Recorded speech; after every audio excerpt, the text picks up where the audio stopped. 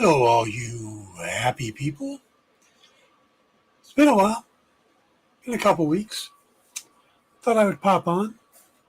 Don't really have a lot to talk about tonight. Got a few things I'd share with you guys. Kind of an update on what's going on with me, what's going on with Obsidian Moon, my thoughts on the latest DC stuff. But at the moment, no one is watching yet, so I'm going to give a minute for everybody to realize, oh, hey, Dan started a live stream. Maybe we should go over there and take a look. I think that would be a good idea. Yeah, I'm not sure why that's the voice of my viewers, but that's what I came up with. You know what? Looking at this,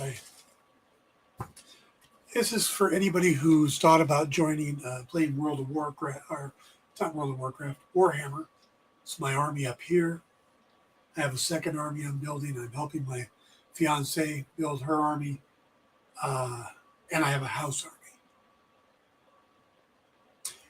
And I'm new to this. That's right. I have the Grey Knights that I built to play Warhammer 40K. Those are my guys. And then I bought a house army in case anybody wanted to come over and play and didn't have their own army. And those are the Thousand Sons. And they're about halfway painted for what we need to do. So here's one of those guys. Just finished him the other day. I'm really happy with him. All right. So, and then I started working on Age of Sigmar, which is the fantasy version. Warhammer 40K is the sci-fi version. Warhammer Age of Sigmar is the fantasy version. And I picked up a team called the Slaves to Darkness. They look like they're right off of a Dio album cover or something for a Meatloaf album. So that's one of my guys there. And I didn't show you one of the Grey Knights. That's him. I enjoy painting these little fuckers. Yeah, I cursed. Sorry, my bad. But nobody's watching. And Lisa has a group called the Seraphim. But she picked her group first. Now, had she picked a 40K army, then I just would have got her a 40K army, and we would have been building 40K armies. But she decided to go Age of Sigmar, so I bought another army and helping her build her army. My nephew, who has a 40K army, also bought an army. So, but when you go to the store, they give you this book, and in it is a bunch of achievements you can do. You go through, you paint somebody, you pick an army, stuff like that, and eventually they give you stuff for it. And I got this when I did this, and I never filled the damn thing out. I need to do that because I've done a few things with the army now, so I should actually see how much fill out. And you get free stuff like paintbrushes and snippers and stuff like that. And I think it would be fun to do, but I had misplaced that book, forgot about it, and now that I found it, I need to kind of get that going. So, all right, we have one person listening. Hello, thank you for joining. And we have two people watching now. Hello, please say hi in the chat. Maybe give me a thumbs up and let me know you're here. Like I said, the things I'm going to talk about tonight, I'm going to talk about Obsidian Moon and what I'm doing with that. I'm going to talk about where I've been, why I haven't done a show for the last couple weeks. I'm going to talk about the upcoming Superman movie, the Fantastic Four, and Batman. The Batman. Let's start talking about the Batman. Okay, I am a huge fan of the Batman. To the point, I own the script book. And unintentionally, I actually own two of these. So if I'm really bored one day and have a friend over or Lisa's bored, we could actually divvy up the parts and do a dramatic reading of the script. And That actually sounds a lot of fun. I would totally do that. Yeah. Anyway, so that's how big I am. I mean, I've got the pop figures right here. I've got the Riddler comic that went with it. I listened to the prelude book, prelude book, and watched the Penguin series. I am all in on Matt Reeves' The Batman. Absolutely loved it. So when I saw that he had posted, and I saw it like 4 minutes after he posted the finished script, along with a picture of himself and his writing partner. Is it Mattson Tomlinson? Matt, it's something Tomlinson. Matt. It's not a normal Matt name, but anyway. So the two of them. I wonder if it says it on my book, because he co-wrote the first one. No, this is Matt Reeves and Peter Craig. So poor Matt, who's supposed to have helped him on the first one, didn't get credit on the book. Well, that kind of sucks. No justice, no peace for Matt, whatever his name is. Anyway, so I am absolutely excited when they posted that. Now, this is just the beginning. It still needs to be read by James Gunn and Peter Safran. They might want some changes. If they do want some changes, then that's going to have to happen. If they don't, they want to move forward. All this trying to get it in production by October, because they're going to need, hey, Ed, good to see you, bud. They're going to need a certain amount of time. They're going to need at least 2 years to put this out. So it needs to be into production by, at least pre-production, by October. It can totally happen. And that's to keep the October 2027 date. And I'm hoping they do, because it has been a long time since the first one came out, and we are ready, aren't we, Ed? We are ready for another Batman movie. So there's been a lot of speculation of what they're going to do, if the villain's going to be Clayface, if it's going to be Mr. Freeze, who it's going to be. I think they're going to stay grounded as possible. I still think they're going to do the Hush story, which I am 100% down with. Hush is my favorite comic story. It has all the Batman elements you want. It's at least my favorite Batman story. It has all the villains. It has all his sidekicks. It has him being a detective. It is just really well written. And Jim Lee is one of my favorite artists. So having him in on it, and then to throw in the fact that they're doing Hush 2 right now. This is the first episode of that. I've got the 3 that have come out so far. If the fourth one's out, I haven't grabbed it yet. But my point is that Hush would be such a great character and story to do for this universe, and they did tease it a bit. In the first movie, there's a moment where they're talking about a reporter that was killed, and that was a reporter named Elliot, and that's supposed to be Thomas Elliot's dad, and Thomas Elliot, of course, is Hush. That's a departure from the comics, but not enough that it would change the character drastically. He still could have went to medical school. He still could have become a doctor. I mean, there's so many good things that could be done with this, and I absolutely love it, and I am excited. So, I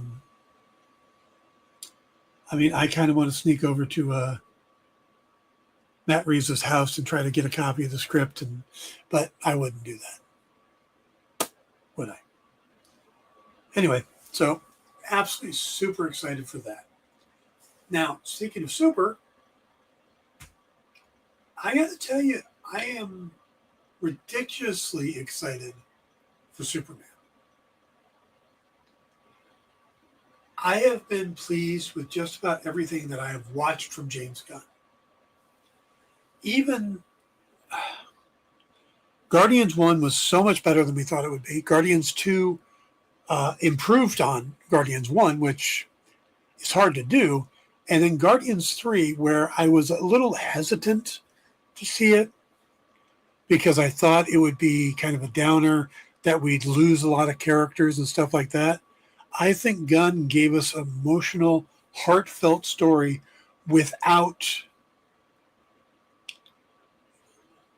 tarnishing what he was doing. I think Guardians 3 and the Guardians trilogy is probably one of the best things Marvel has. Okay. I think there are problems with most of the trilogies. Iron Man 3 is weak compared to the other two. Captain America went First Avenger, Winter Soldier, and then Civil War wasn't a Captain America movie. So, oh, hey, Ed, you got your Karma 2. Excellent. Thank you. It reminds me, anybody who is waiting on the signed lithographs, the delay was my fault. They are now signed. I will be putting them back in the mail in the next day or two and sending them back to Dynamite, so they'll get those out. Everything, the books should have gone out, but the lithographs were slightly delayed, and that's my fault, and I'll explain why in a minute. But we're talking about Superman. I have been watching this stuff and interviews with David Cornsweet and Nicholas Hoult, and I am just amazed how much he just exudes Superman, David Cornsweet. When I first saw him, I'm like, yeah, I think he could do it. But somewhere between him being cast, and now, it's like they went, here, let's just give him Kryptonian blood or something, because he's bulked up, his jaw's gotten more square. I don't know what it is, but he looks so perfect now. And even the costume, I know it's not, I did not have a problem with Henry Cavill's costume. I did not have a problem with Henry Cavill's portrayal of Superman. I had some issues with how Zack Snyder was doing it. But overall, I think Cavill did a good job. And if they would have said, hey, we're staying with Henry Cavill, I wouldn't have had a problem. But going to David Cornsweet, I think he looks perfect. And I like the costume. I like the fact that this is going to be a little more comic booky. This is going to be a little more Silver Age. I'm okay with that. Because, by the way, let me check the... hey, Jay's already got his tickets for July 8th, and then he's seen him again on the 12th. That is awesome. Wasn't wild about Creature Commandos, but Doug Peacemaker, I just can't see me not liking Superman. Yeah, that's it. I think it's going to be great. Yeah, isn't 8th the Prime, Amazon Prime tickets? So good for you, man. Yeah. My thoughts on both Superman and Batman are this. You shouldn't try to compare them, because in the comics, every writer who comes in tweaks the characters just a little. They're still Superman, they're still Batman, but they have a different feel to them. They have a different emphasis. When Jeff Loeb is writing Batman, it's got a little more detective to it. It's a little more grounded. It's The Long Halloween. It's Hush. It's Dark Victory. But when Tom Snyder, not Tom Snyder, is it Tom Snyder? Yeah, Tom King. When Tom King comes on, it's a little more spy or whatever. When Scott Snyder comes in, he goes a little more into the history, a little more, he plays on, everybody has their different thing. Superman's the same way. Alan Moore has one way of writing him. Grant Morrison had another. Mark Waid has his version. John Byrne had his version. And there was something to love in just about all of those. So why would you hate David Cornsweet's version not because it's good or bad, but because it's not the Henry Cavill version or the Christopher Reeve version. It doesn't make sense, because in the comics, when you pick up a comic, it's going to be different, because different writers bring different interpretations to characters. Even when I'm writing something, I wrote Shadowhawk for Jim Valentino for Shadowline and Image. My Shadowhawk was different than everybody's before and everybody's after, because my emphasis was on the interior, the character himself, how people viewed him, the universe around him, where someone else might come in and they're more action related, or someone else comes in and they want to do it, there's a specific storyline they want to do and focus on.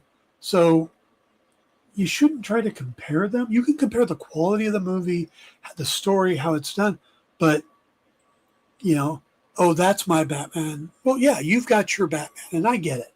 And you're going to love the Batman you love. There's an article going around saying that The Dark Knight has been voted the best comic book movie. And that's not exactly what happened. What happened was they had people vote for the top movies of all time or whatever, and The Dark Knight made the top 20, and it was the only comic book movie to make the top 20. So that's why they're saying that. But there are some people who are going to love The Dark Knight.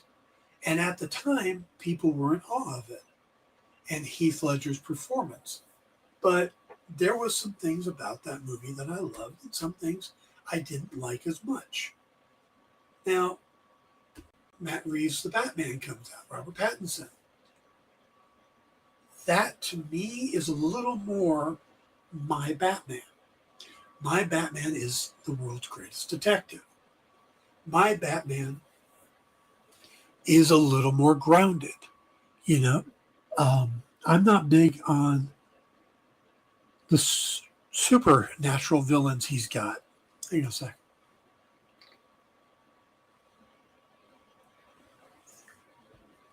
Bit of the hiccups there.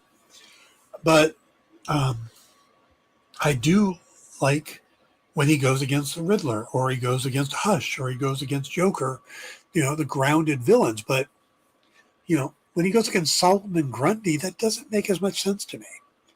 It's like Daredevil. Daredevil is my favorite character in the Marvel Universe, and he has been for a long time.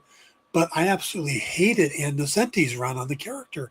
And it's not because I didn't think she wrote the character well. It just took him so far from his grassroots and put him against Mephisto, which made no sense to me. So, yeah. So my Batman, the Batman is more my Batman. But that doesn't mean I didn't like Ben Affleck's Batman. I enjoyed what Ben Affleck did. I enjoyed what Christian Bale did. Okay? I liked the Michael Keaton movies, stuff like that. But if I was going to pick my favorite right now, it's the Batman. You might be listening going, oh my God, no, it's The Dark Knight. Or, oh no, Michael Keaton is the best Batman. And again, that's going to be because it's your Batman. It's who Batman is to you. And for a lot of people, the Batman is who they first saw wear the cowl.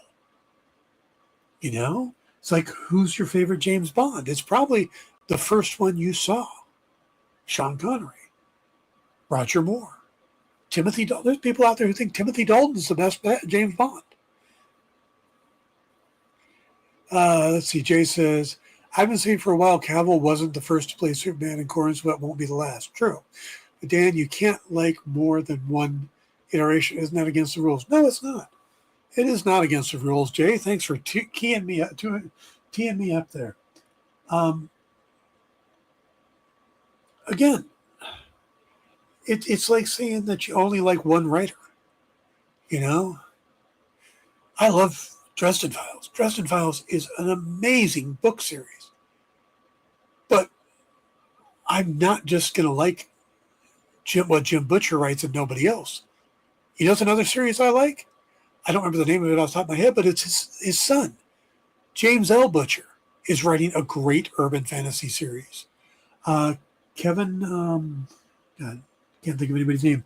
The Iron Druid series is another great one. Benedict Jaka does a great series. I mean, there's a lot of great urban fantasy novels out there. So these guys that come out and they go, the Snyderverse was the only version, that's all it can be, and we can't move on. Well, guess what? Everybody's moving on but you. So what's going to happen is you're going to live with the handful of movies from the Snyderverse, and then everybody else is going to be getting new stuff. And you're not going to have the new stuff. You're going to be rewatching the black and white Justice League over and over again.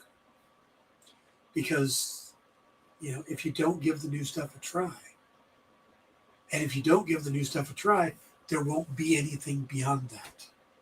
If nobody goes and sees Superman, and the Snyder Bros don't want you to go see it, if nobody goes to see it, there's not going to be another one.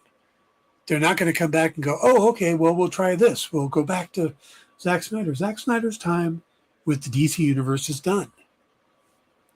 They're not going to go back. The worst thing DC did fan base-wise was releasing the Snyder Cut, because it made that group of people think they could complain loud enough they would get their way.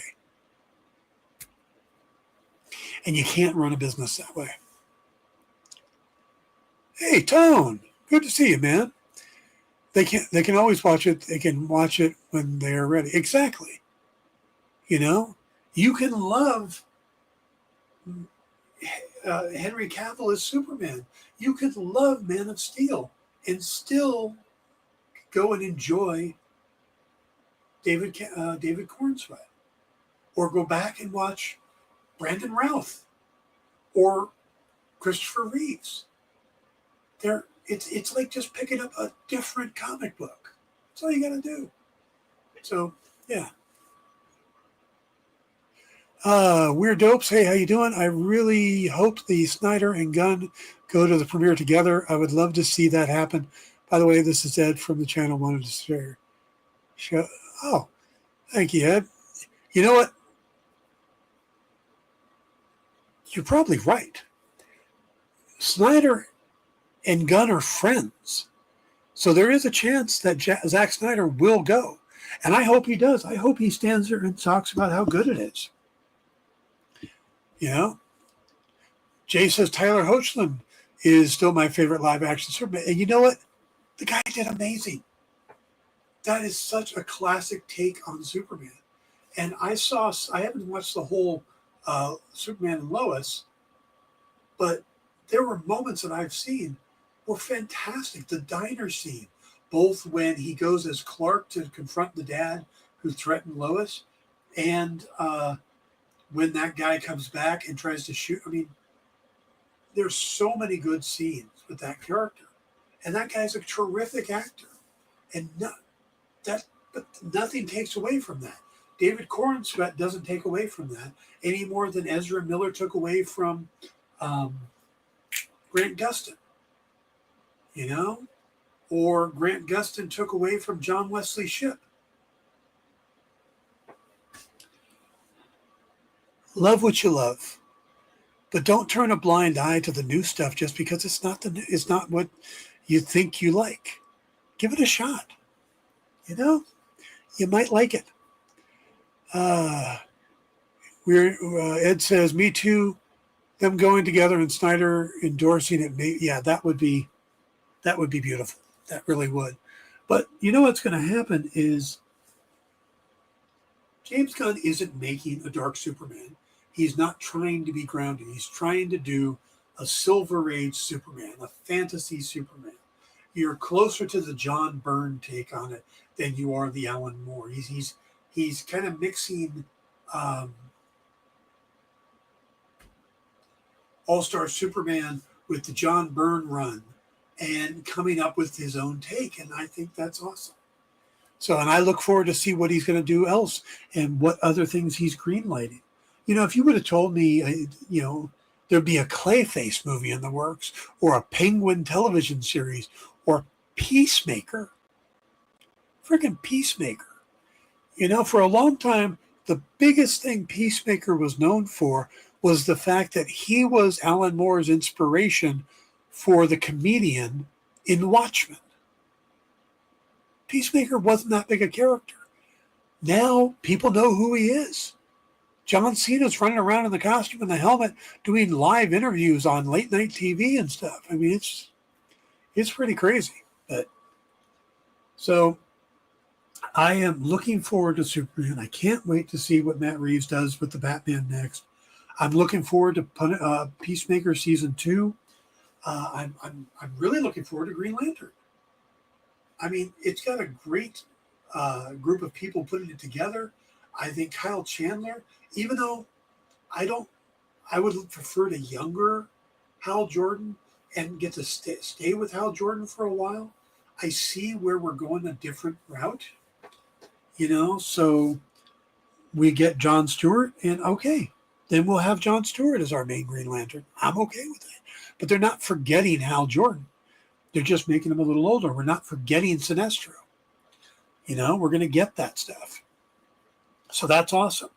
Maybe we'll get a Kyle Rayner. Aaron Pierre looks ripped out of the Justice League Unlimited. He does. I agree. I think he looks great.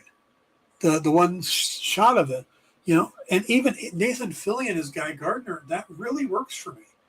I want to see the one punch with Batman. I want to see that moment live, because I know when I was a kid and I read that comic, it meant so much to me. I laughed so hard that I had to take it and run and share it with people in my family who don't even read comics. Like, no, look at this scene, you know? And to get that on the live screen and get more people seeing that, that's awesome. So maybe that's what we're going to get. And I would be happy as hell with it. So, your move, Big Blue. Yeah. And I like Nathan Fillion. I've been seeing some clips from The Rookie a lot, but I also been seeing stuff from Castle. And he's just such a good actor and so fun.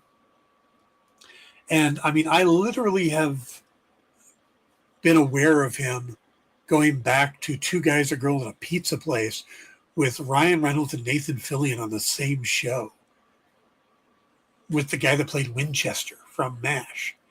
I mean, just, I love that.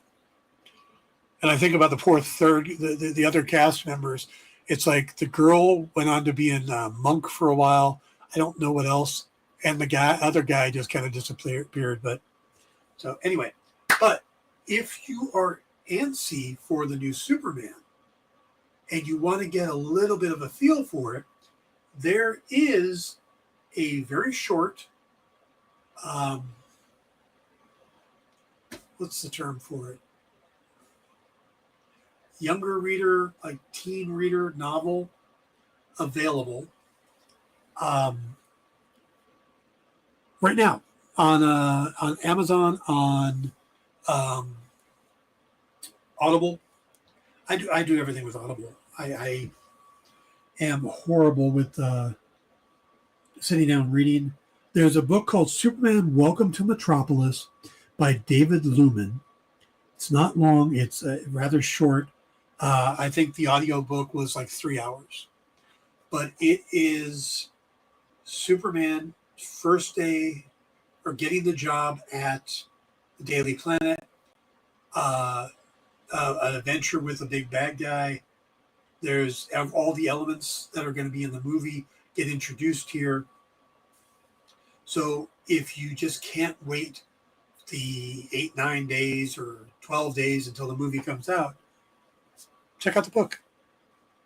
And if you do Audible, you could have it downloaded in minutes, and 3 hours later, you could have your first Superman story in the new universe. I listened to 2 the other night at I downloaded it at like midnight, not knowing it was there. I saw somebody tweet about it or TikToked about it or something, and I downloaded it, and I wasn't sleepy, so I got up and sat at my computer and started playing it and ended up listening to the whole thing. So I stayed up till 3 in the morning listening to it. But and it is for younger readers. So the narrator actually reads out the sound effects and stuff like that. So I'm not going, oh, this is brilliant literature, but it is a nice introduction to this universe if you want to get into it. Now you feel my pain with the Reacher finale. It's so far away. Oh, so um, I've already downloaded the next Reacher book. That's going to be my next read after what I just started. I like to listen to the Reacher book before I watch it. That way I can see what the differences are. And they always change enough stuff that it's not like it's going to be spoiled. You actually, oh, I know what's going to happen. I know what's going to happen. Hey, wait, no, that didn't happen. What happened? So I enjoy that. But actually, what I'm reading right now or listening to right now is from Blackstone Books. And they're doing a series of novels based on the Valiant characters. And I just started the first, I think it's the first one they've released. It's The Eternal Warrior. It's written by Ari Melman, I think it is. Ari Marmel. So far, it's been good. I like the Valiant universe, and I really wanted Bloodshot to do well so they would do more. But if you are a Valiant fan, that's something you could check out. I do recommend those. I know the editor working on that, Brandon Dean. I actually talked to him when it was first announced and tried to pitch myself for one of the novels. And sadly, when they announced it, they had everybody locked in, but he wasn't certain on one of the authors. So he let me kind of be a backup. And that person ended up coming through. So I'm still trying to nudge my way onto one of those books because I would love to write. I want to do a Ninjak book so bad. Every company I've got my favorite character, and it's not always the character you expect. Like I said, for Marvel, it's Daredevil. For DC, it's Green Arrow. For Valiant, it's Ninjak. For Image, when the original, it was Shadowhawk. So I got to write that with Tone, who was in chat earlier, by the way.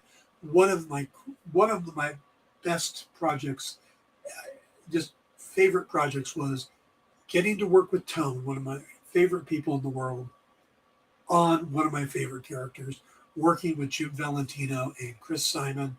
And I so loved that. And I wish it would have done better because I would have written that book forever. Absolutely. I would never have left that book. I had so many plans. One day I should come on here and tell you what my long-term goals were for that book, what I was building, because I only got to do the first arc, and I had so many things in mind that were really kind of edgy, but fun, and really building up the character. Ninjak Green Arrow would be a lot of fun. I would absolutely love to do that. That would be fun. Yeah. So, and I'm a Valiant fan. There's my Bloodshot. And it's not the Vin Diesel Bloodshot. It's the real Bloodshot. They were supposed to do a Ninjak from that figure series too. I think it's 3-0. And they never released it. I was very disappointed by that because I would have bought it like that. But, all right. Let me shift gears a little bit. If you guys have any questions, though, throw them in the chat. Anything that's going on right now you want to talk about, throw it at me and I will happily answer. But I just wanted to give you a little bit of an update first on why I haven't been around for the last few weeks, and then what's going on with Obsidian Moon, because I've been talking like crazy about Obsidian Moon. And I do have some things that you guys might be interested in. But first, I want to say that I used to do a lot of work for a publisher, and they had, everything going on with Diamond and stuff. Some publishers are having struggles. So my main source of income kind of went away. So things were rough. And they were just starting. And literally about the same time, Lisa, my fiance, got a job offer. And it was with the county. It was going to be great. And she was going to start what would have been not this previous Monday. That was the plan. And she was going to go up and see her family the weekend before because she'll be tied up once she starts working. It was all set up. Her son came down to take her up there. And this was on Thursday, not the Thursday just past, Thursday prior. She left. I've got a couple days to myself. I figured I'm just going to knock out some writing. I'm going to sit and write Jimmy Doyle. I'm going to be Jimmy Doyle for the next few days. And then I get a text. Lisa, they had stopped for lunch and she tripped. And basically she tripped over her own shoes. She has a pair of Crocs and a foot slipped or something grabbed. She tripped, fell. The restaurant had hard tile floors. She came down on her right shoulder up in here and fractured it in 2 places. Was in an extreme amount of pain, and she is right-handed, so they took her to the emergency room. She was there for a while, and then she came home, and we realized at that point that she wouldn't be able to start the job. And because it's county, they have certain start dates and stuff. So basically for 6 weeks, she is going to be out of work. And we're hoping that at the end of the 6 weeks, they still have the position open and they will put her in or put her in as soon as possible. But, right now it's all about her getting better. And the fact that it was her right arm, she can't do much. She can't move it. Now, it is better today than it was then. And they say the first 10 days are the most painful. After that, you start being able to deal with it more. So we are probably 8, 9, we're close to that 10-day period, and she made dinner for the first time today. So for the last week and a half, I have been, with the help of her son, doing everything. Taking care of her, cooking all the meals, doing all the dishes, just whatever needs to get done.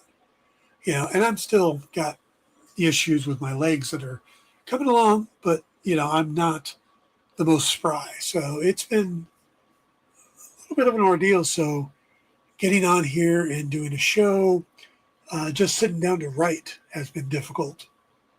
Yesterday was the first day I got to sit down and actually spend some time, even though, I was going to do it all last week, the weekend before. I got to write yesterday and a little bit today, and that felt good. And I got all the lithographs signed for Karma and caught up on some other stuff.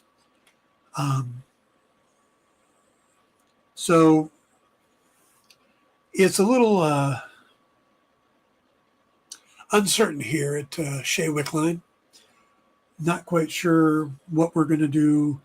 I'm really hoping that the company I was doing work for is going to be able to kind of pull back up and go back to doing what I was doing. Or, I've started putting out some feelers to try to find some more writing work or some editing work or even promotional work.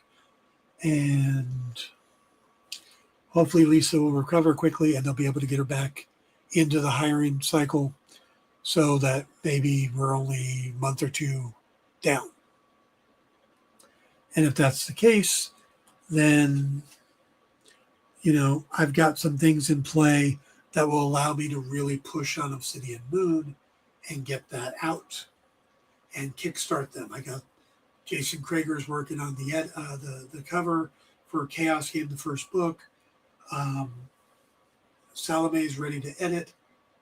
I still got to figure out the whole Kickstarter thing, but I'll get to that.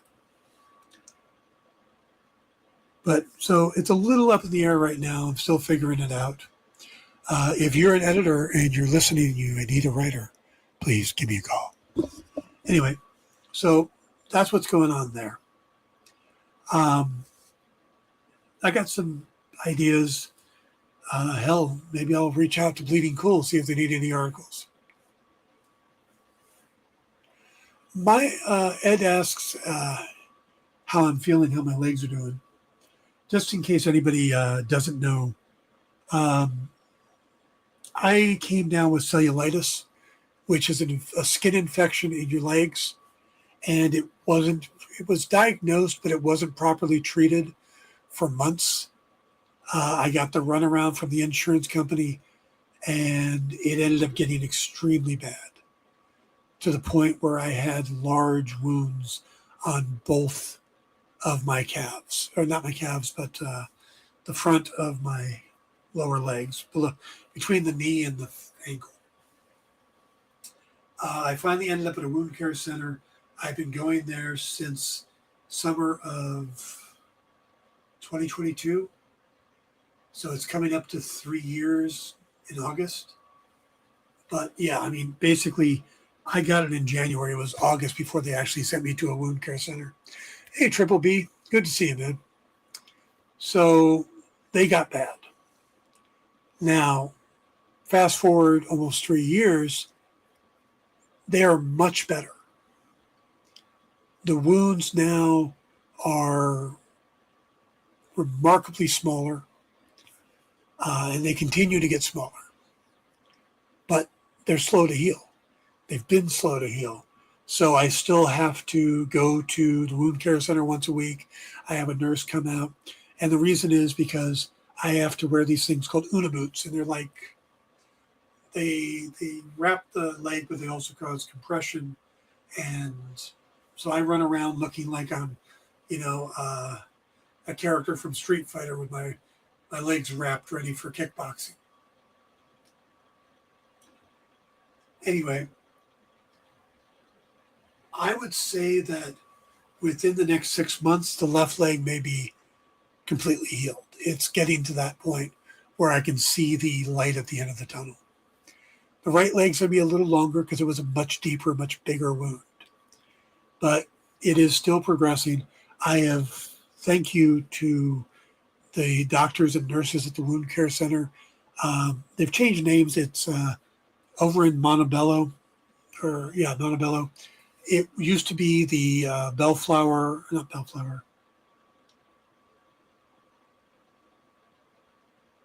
I don't remember what the name of the hospital used to be, but it's now the White Adventist Wound Care Center and Amputation Prevention. By the way, when you show up at a place and the words amputation prevention are on the sign to where you're going, you really take stock of your life.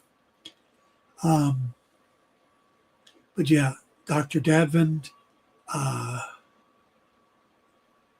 Lily, Linus, and all of the nurses over there, Erica, Andrea, just Roxanne. I mean, just so many amazing people over there who take care of me every week.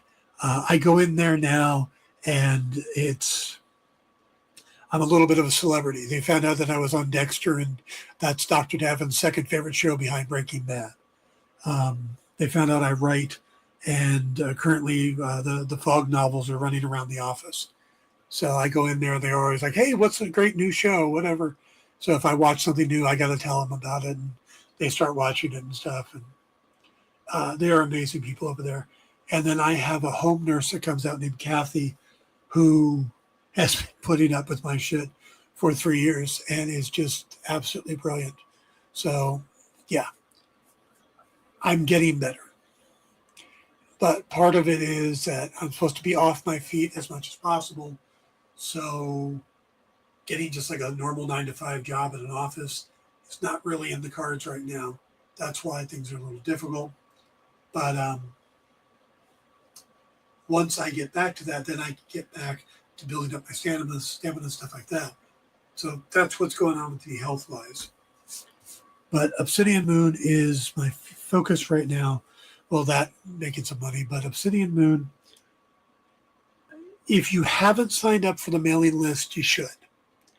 And the reason I'm saying that is because I'm going to give away stuff through the mailing list. Basically, once we get to 250 people on the mailing list, I'm going to send out the first chapter of Chaos Game before it even gets edited.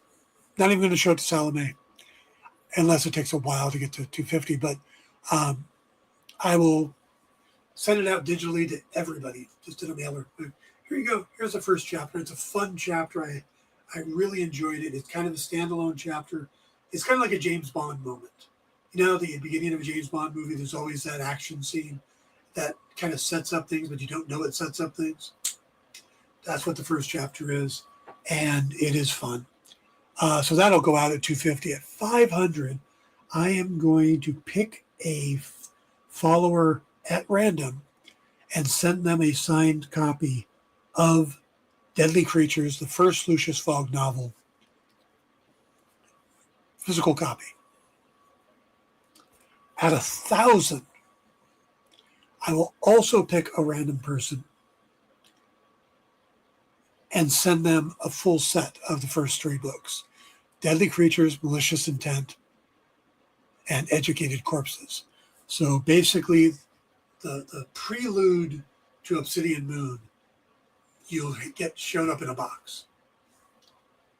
Now, 1,500, everybody on the mailing list will get a digital copy of Deadly Creatures. So that's what I'm doing with the mailing list. And the reason I'm trying to focus on building the mailing list is that the mailing list is going to be where I tell everybody the Kickstarter's about to go. This is where you go to try to build up an audience. I'm using the mailing list to do it. So if you are a fan of urban fantasy and you like stories like the Dresden Files or Supernatural on television, stuff like that, Buffy the Vampire Slayer, Iron Druid, Alex Versus, those kind of things, this is your wheelhouse. And if you haven't signed up to the mailing list, go to danwickline.com. You should know that. That's my name. danwickline.com. In the middle section right there, it'll have the Obsidian Moon graphic. And at the bottom of the paragraph, it has the link for the mailing list. Please sign up and tell your friends about it. Like I said, 250, you get the first chapter. 500, somebody's going to get a copy of Deadly Creatures. At 1,000, someone's going to get all 3 books. Now, also, if you haven't heard what Obsidian Moon is exactly, I'm taking Lucius Fogg and I'm making him the centerpiece of this new supernatural universe. And there's going to be some huge changes to Fogg. So that's the first thing. So if you're a fan of the Fogg books, you're going to want to read this. But if you're not, this is a great jumping in point.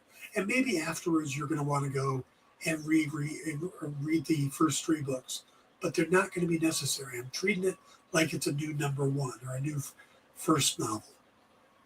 Second on the list is Unravel. Now, Unravel is a book that I originally pitched as a comic. It got picked up by Jim Valentino over at Image. I had Homero Scalani doing the art. The covers were by Tone Rodriguez. And it was this great storyline. And it didn't sell. And the reason it didn't sell is I screwed up the marketing. There's a bit in there that I wanted to keep a secret, that I wanted to be revealed in the comic. And I realized that was the selling point. So I'm going to tell you what that is, so that you know that Unravel is a book for you. And what that is Unravel is the story of a patchwork man, like a Frankenstein's monster. But he's not Frankenstein's monster. He is sewn together pieces from unsolved mysteries, cold case files. Every piece of his body is a mystery. He's sewn together, reanimated, and dropped into the hands of the NYPD. And he is assigned to a washed-up detective and an almost brand new CSI tech to try to solve these cases.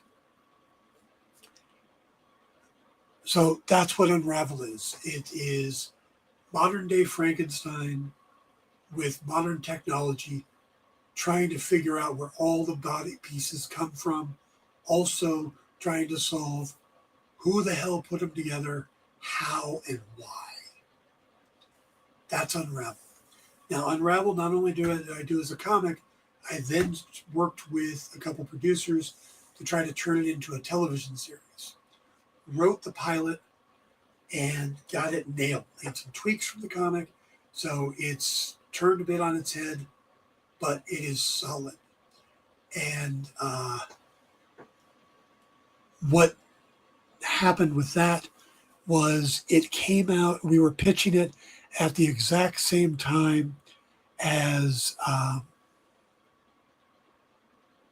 what was the name of that show?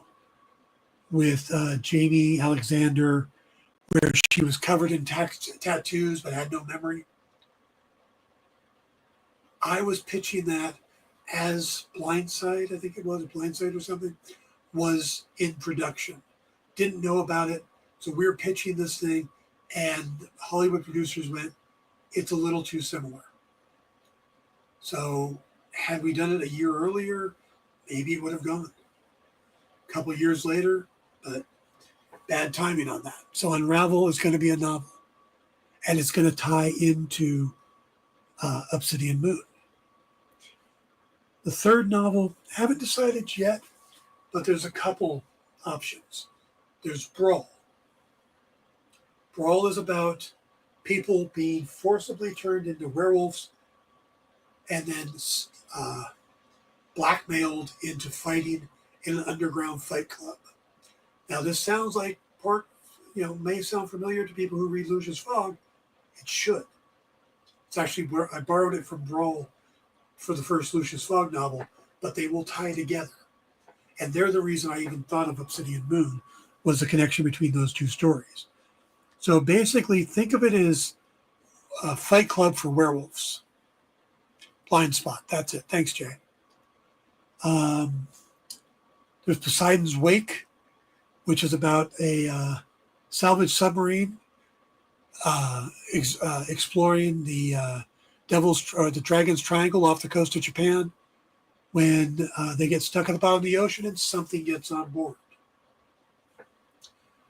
There's Forever Shadow, about a guy who specializes in finding the unfindable.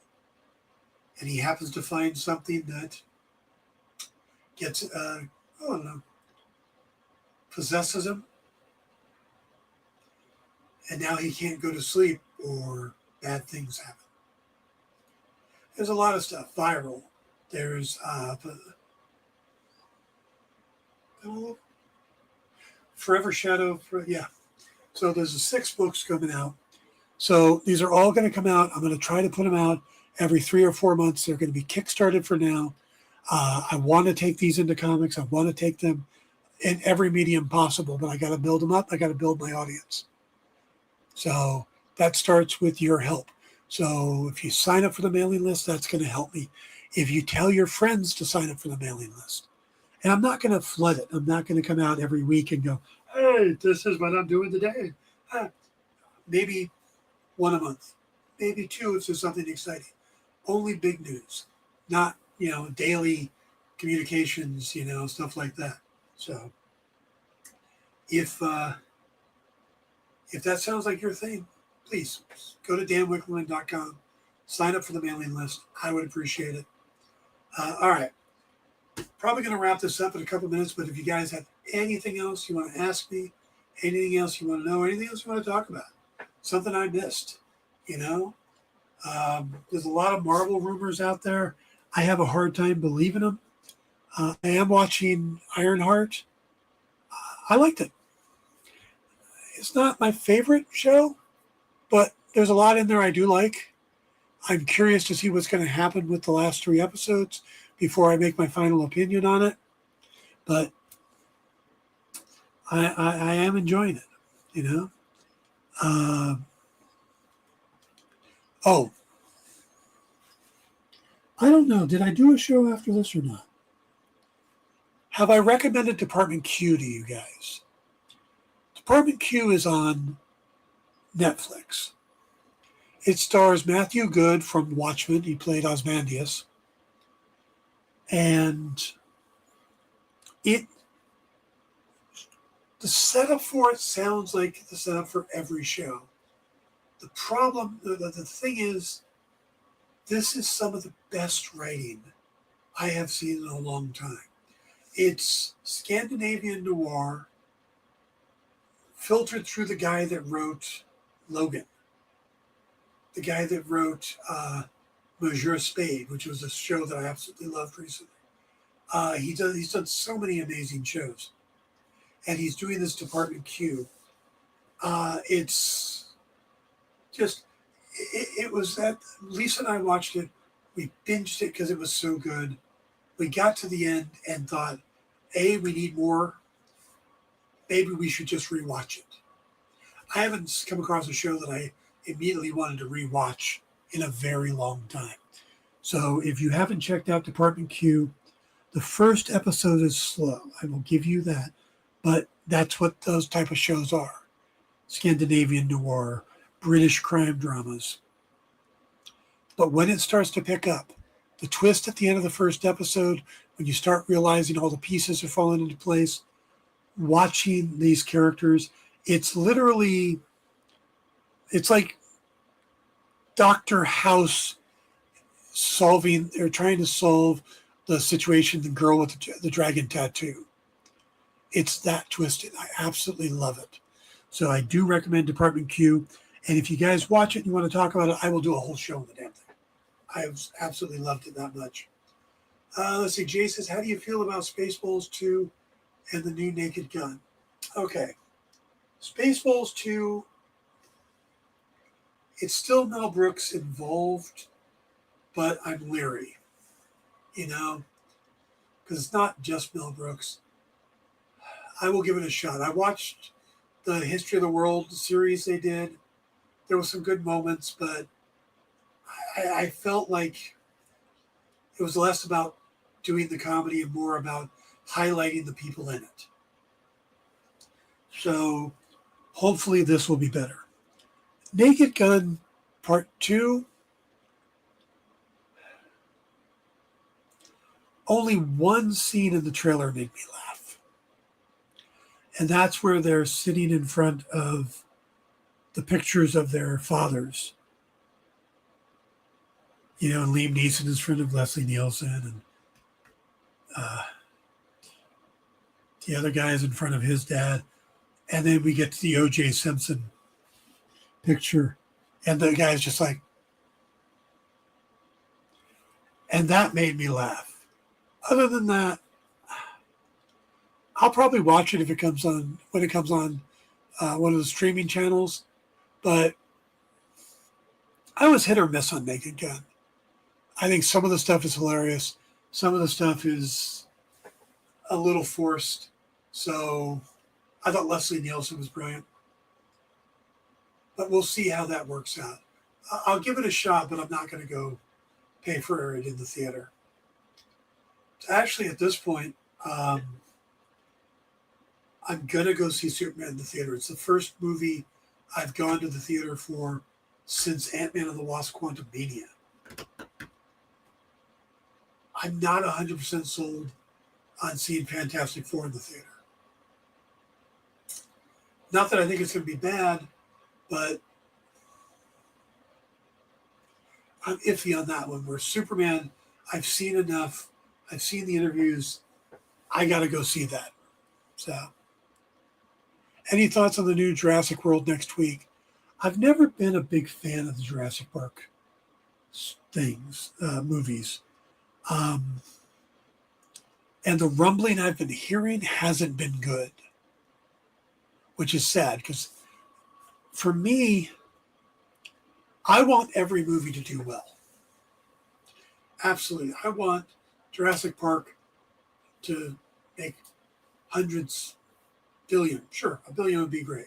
I want Superman to do $1 billion. I want Fantastic Four to do $1 billion because I want the film industry to thrive and survive and grow. So I want it to be good, but it's not really my cup of tea.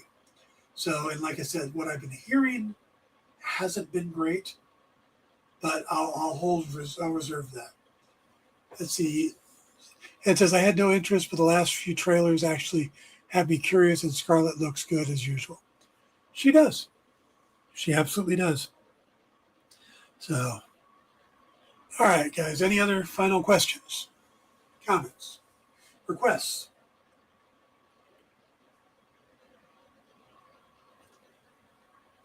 Anybody checking out this music festival going on in Glastonbury? Franz Ferdinand played last night, and Peter Capaldi, the 13th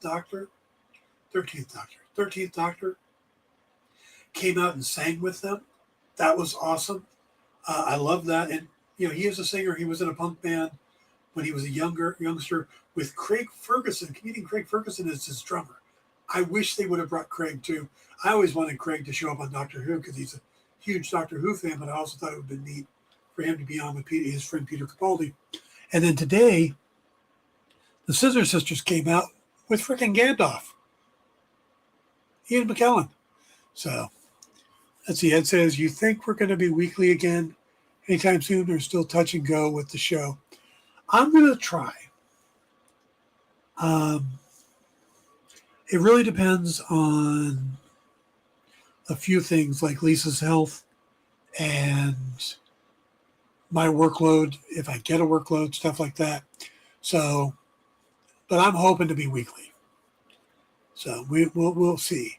Fingers crossed, but I will do my best. Jay says, I'm hoping for a Superman and Lois review show where you finally have time to try and start the series. I won't promise it, but I will try.